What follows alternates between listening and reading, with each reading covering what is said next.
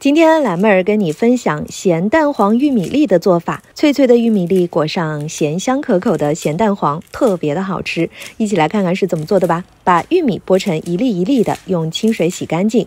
往洗好的玉米粒加玉米淀粉，抓拌均匀，使玉米粒的表面均匀的裹上一层淀粉。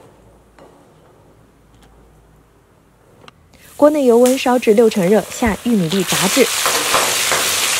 炸到玉米粒漂浮，表面的淀粉发黄发脆就可以捞出来了。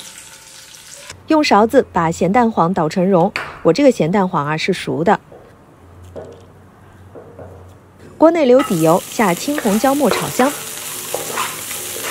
把捣成蓉的咸蛋黄倒入锅内，炒到咸蛋黄起沙，有很多细泡泡，再倒入玉米粒，翻炒均匀。